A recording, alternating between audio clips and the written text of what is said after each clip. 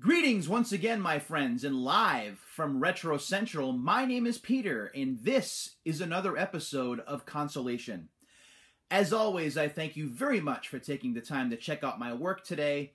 I really do appreciate it. As I sit here in Western Massachusetts, we're less than 12 hours away from the premiere of The Force Awakens, which is the latest in the series of Star Wars movies, Episode 7. I'm sure a lot of you have tickets to go see the first showing or maybe to go on opening day. It is certainly an exciting time if you are a Star Wars fan. And for myself, thinking back, Star Wars was not only a big deal at the movies, the original trilogy. I saw all three in the theater when they were released, but also in arcades. Playing Star Wars the arcade game, for example, being able to relive the attack on the Death Star, taking down TIE fighters first, and then flying into the Death Star and taking down some of the towers. And then, of course, the epic Death Star trench sequence. Very awesome to play. But then, in 1985, my favorite of the Star Wars arcade games, and it remains my favorite to this day, debuted. And that is The Empire Strikes Back, which you see here on the screen to my left. The Empire Strikes Back, to me, is the best for a few reasons. First of all, it takes all that was good with the Star Wars arcade game and improves on it. The controls are still the same, still using the same yoke steering wheel where you have the two handles that you can tilt forward and back to aim, plus you can also tilt left and right to be able to steer to avoid obstacles. While at the same time, it also integrates new challenges. Rather than just shooting down ships the whole time, you get to take on walkers, for example, or you get to fly into the asteroid field and defy C-3PO's odds, which was really, really cool. The way that The Empire Strikes Back is broken down is there are 4 stages to each wave, and you can see wave 1 here up top. The first stage is the Probot stage, where on Hoth, Luke encounters some Probots, and they're trying to send signals back to the Empire to alert them to where the hidden Rebel base is. So, as Luke in the Snowspeeder, your responsibility is to fly and shoot down as many of the Probots and their transmissions as possible before enough transmissions are sent to the Empire. If you shoot down enough Probots, you earn a special letter, which is one of the 4 letters in Jedi. So it's important to try and do that. The second stage takes you to the epic ground battle on Hoth, where it is Luke and his Snowspeeder against a wave of walkers, both AT-ATs and AT-STs. The way to take down the walkers, there are 2 ways if it's an AT-AT. You can either shoot it right in the cockpit or the flashing eye area. You can also elect to use a limited number of tow cables to bring them down by shooting them in the legs.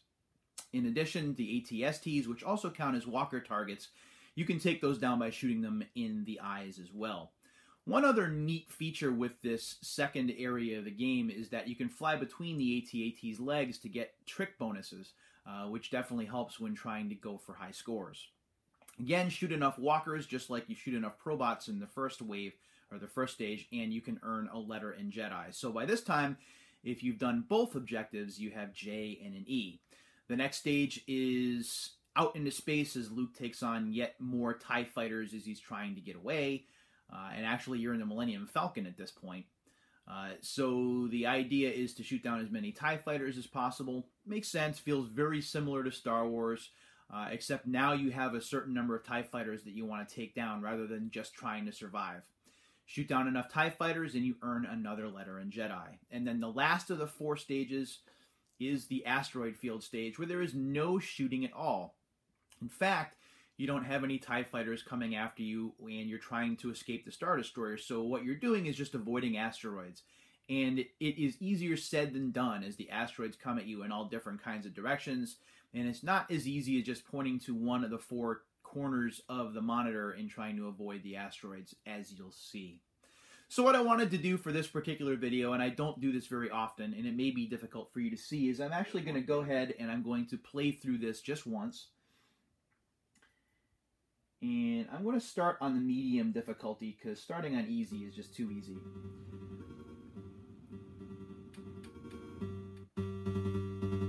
We picked up something outside the base. So now we're just waiting for Probots.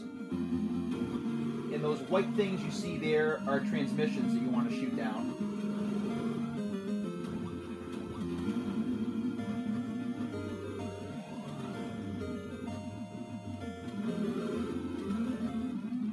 This is very similar to shooting down TIE fighters. And I got that Jedi letter, which is important. We'll find an Imperial walker. So here's the walker stage. And again, the idea is to shoot down as many walkers as possible, or you can use the tow cables as I just did.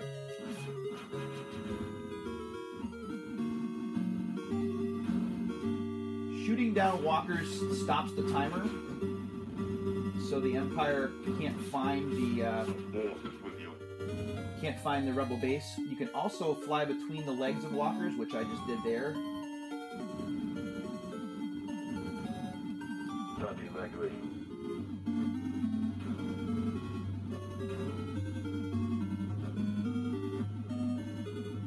Prepare to make the jump to light speed.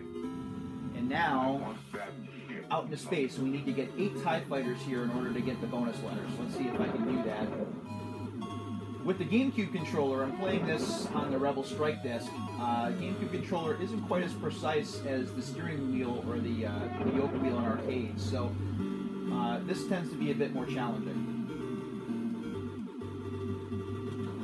And you only have a limited amount of time to take them down. I didn't even get close. I still have 5 left.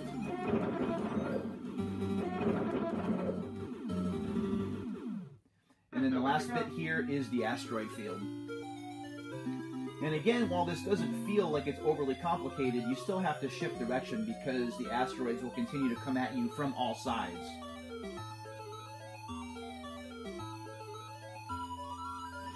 Yeah, I just got hit. We're coming out of the asteroid field. The son of Skywalker must not become a destroyer. And of course, He will join us or die. if you make it through the asteroid field, you get another one of the Jedi letters. There's a meteorite hit the ground near you. And then the game repeats, but it does get more difficult. As you can see, you're going to start to see more of the fireballs from the probots here. Apparently the Empire armed the probots for some reason. The Force is with you. And now I'm in Jedi mode, which is the coolest part of the game, because here The rebels are there.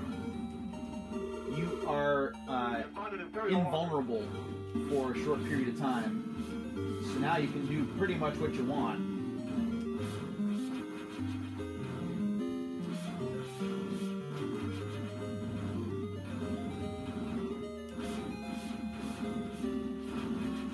The Force is with you.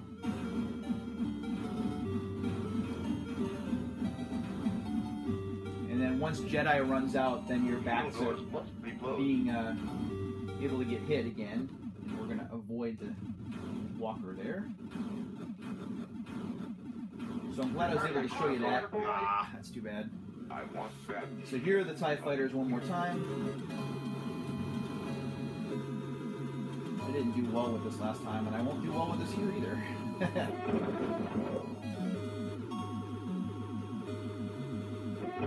This part's much easier with the standard controller. Ah.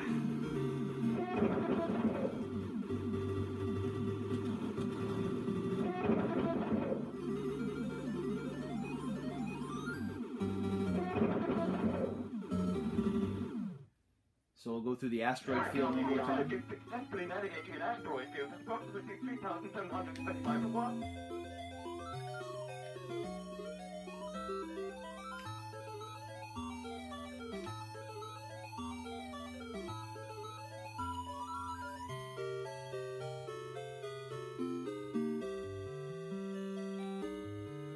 This is also a bit longer than the last time. We're There we coming go. out of the asteroid field. The Force is with you. He could destroy us. I like how the Millennium Falcon is like red and blue. Or die.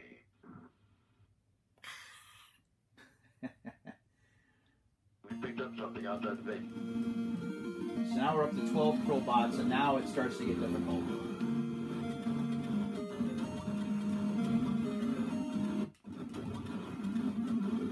Whoops. Music stopped.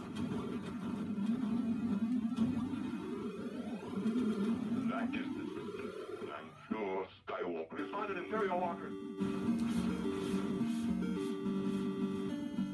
Wow, I totally whiffed on the friggin' tow cable. That's great.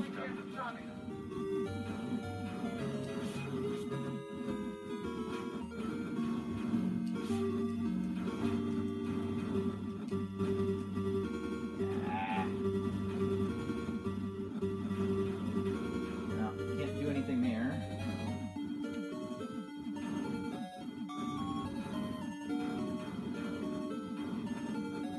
The AT-ATs are easier to bring down because they have a bigger target radius. Son of There we Skywalker go. must not become the leader.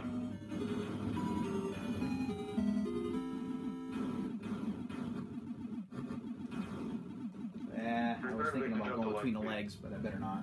I want that ship. Look.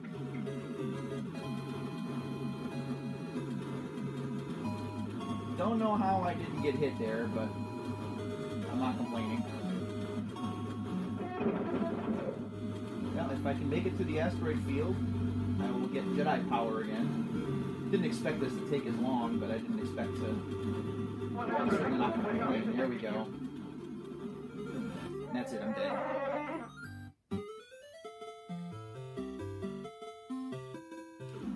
Enter my initials here.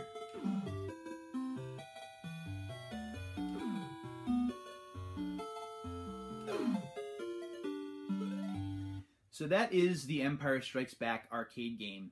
One of my favorite arcade games of all time, easily my favorite Star Wars arcade game of all time. Seems simple enough now, 30 years later. The graphics are crude, very vector-based.